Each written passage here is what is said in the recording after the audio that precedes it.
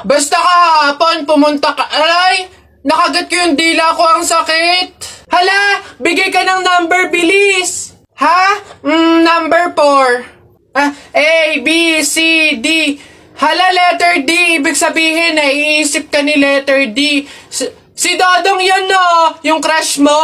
Nay! Hindi naman. Hindi ko na naman crush yun. Asim-asim ni Dodong, eh. Ikaw nga, tinan mo yung yung ilong mo nagpapawis. Ibig sabihin daw niyan, selosa eh. Nagsiselos ka siguro pag may kalarong iba si Mark Jun, no? Hindi naman ako selosa. Anong paki ko kung may kalaro ng iba si Mark Jun? Andyan pa naman si Tep Tep. Ano ba yung... Hay, kaya ano yung mga pinag-uusapan ninyo? Kababata pa'y kumikiringking na kayo, ha? Hindi pa nga ata marunong magbasa at magsulat eh, lumalantod na. Uy! Hala!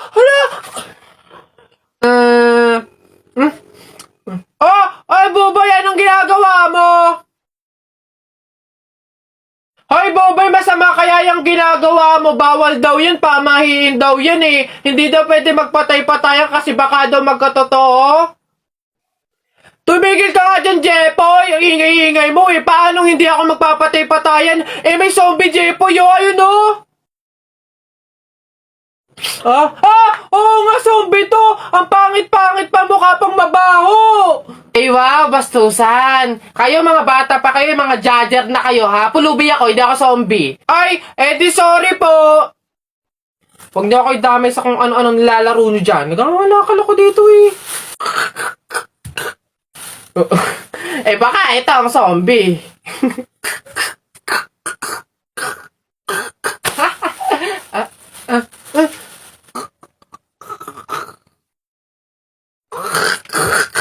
Yun, Nay! Ano na naman yon? Natakot ako kagabi. Ha? Bakit? Diyos ko, nalagasan daw ako ng ngipin, Nay. Buti panaginip lang yun. Ha? Naku, masamang pamahiin yan, na. Pag doon na naginip na nalagasan doon ng ngipin, naku, madami daw pamilya ang mamamatay. Ito, to. Ano to? Ayan. Sabi kasi na matatanda, kumagat ka daw sa kahoy para daw hindi matuloy yung masamang pamahiin. Dali na. Ang laki naman ito, Nay! Bakit ganitong kahoy pa? Ang laki-laki, oh! Huwag ka nang maarte dyan. Sinasabi ko sa'yo pag may nangyaring masama sa pamilya natin. Ako, ikaw sisisihinan. Ang laki naman kasi nito.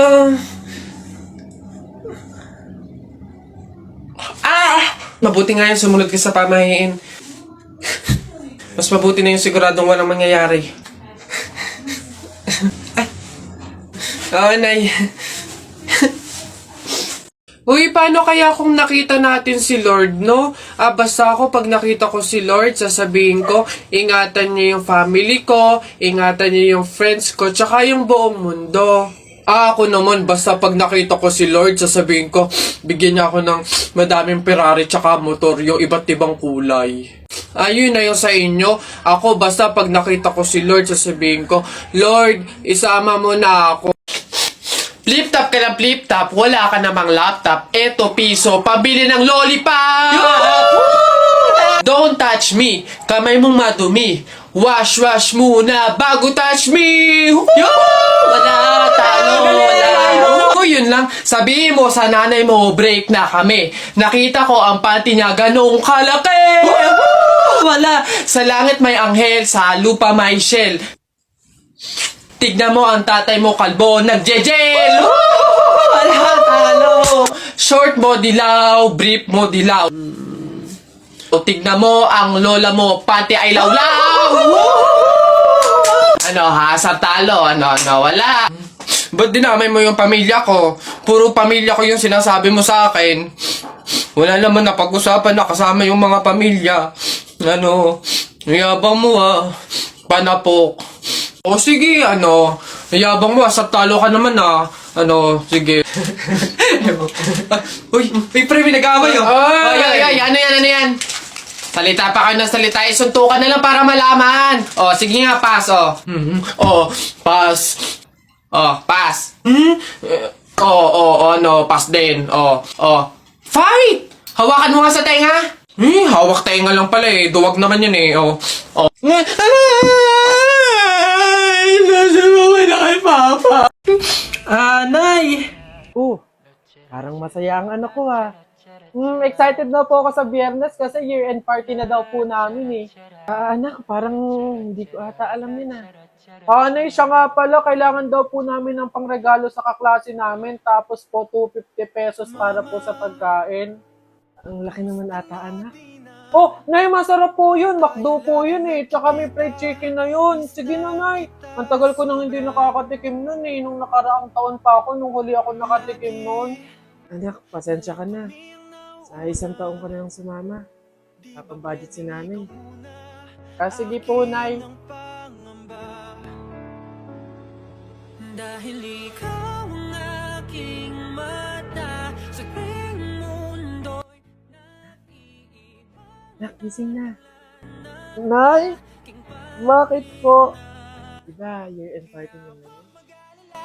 Nay, sabi niyo po, di ba hindi po ako makakasama kasi wala po tayong pera? Anak, nagawa ng paraan ni nanay. Binili na lang kita ng ulam at kanin sa kanto. 89 pesos lang, may fried chicken ka na. Nay, paano naman po yung pangregalo ko po? Ito baso. Anak, ito yung naregalo sa kanong tatay mo ng birthday ko. Ayan. Ito na lang ipang regalo mo. Sige na anak, kumilos ka na, mahuhuli ka na. Alright kids, Happy New Year everyone! Pwede na kayong kumain. Ang mga natitirang paghinga tutungo na kung saan naroon ang mahalaga. Kahit na kailan pa may di mawawala pagkat kala kong mapa saan man mapunta kung saan nagmula.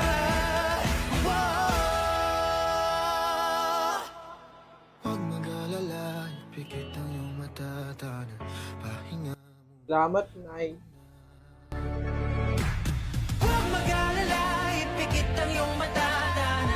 Pahinga muna, ako nang bahala. Mas masalawas ang iyong nagawa, mapa. Pahinga muna, ako na.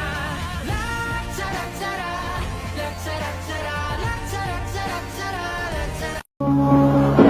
And wonder why I've stayed in here just to watch you disappear. So I breathe and let you go. How do I breathe and let you go?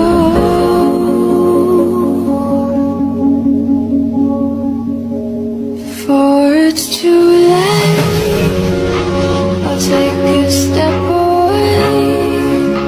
I know one word won't make me go rushing back to you.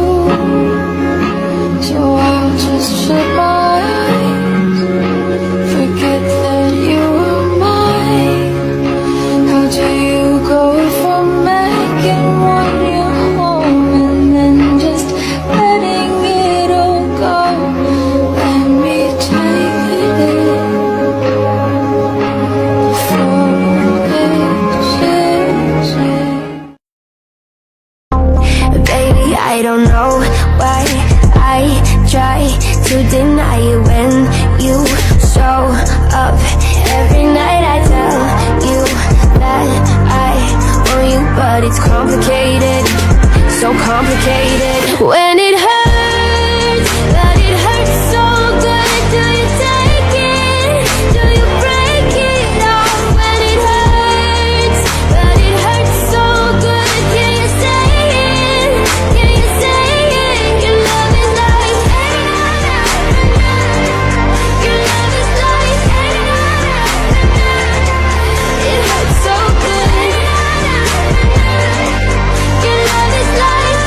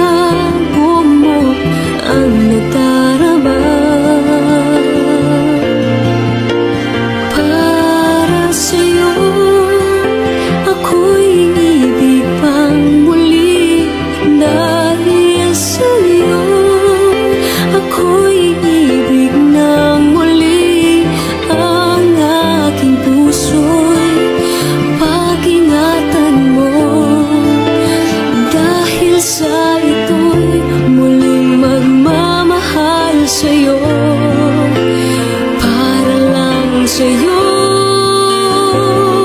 Ako'y di na muling mag-iisa.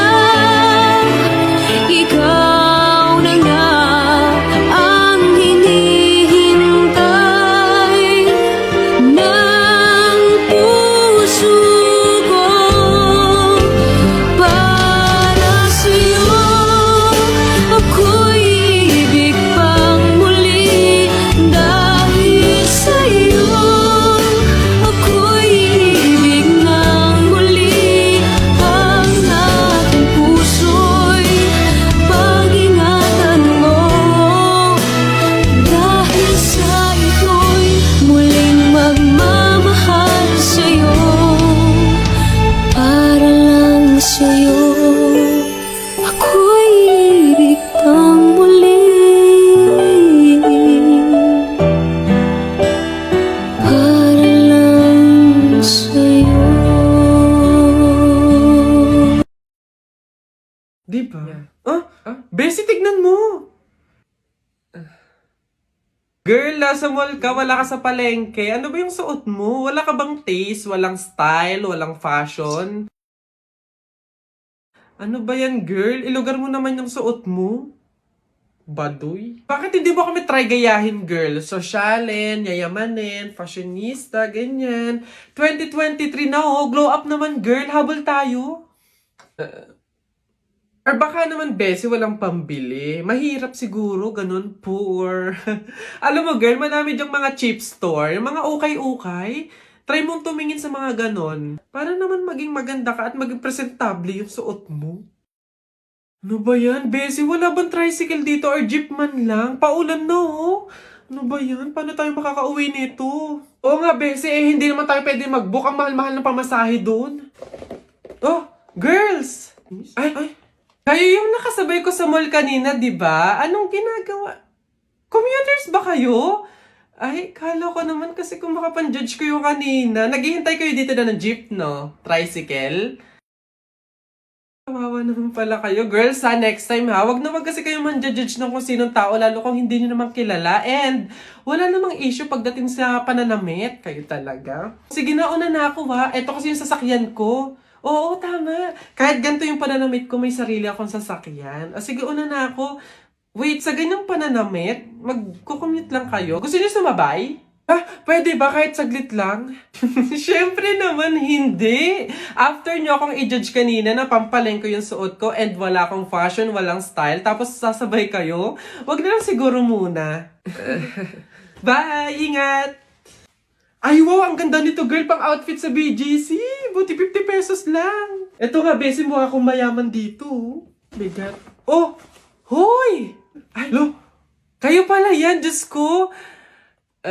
Nag-okay pala kayo? Akala ko mga branded yung suot nyo. Akala ko ba, girl, sosyalin, yayamanin. Ay, naku. Grabe kayo makahusga sa akin ng isang araw, ha? O sige na. Again, ha, ang buhay hindi nakadepende sa pera at pananamit. Mayaman, mahirap, or may kaya ka, ang mahalaga, wala kang ginagawang masama. Thankful ka na nabubuhay ka sa mundong to, ganun. O sige na, una na ako, ha? Ito kasi mga pinabili ko, ang dami. Ingat!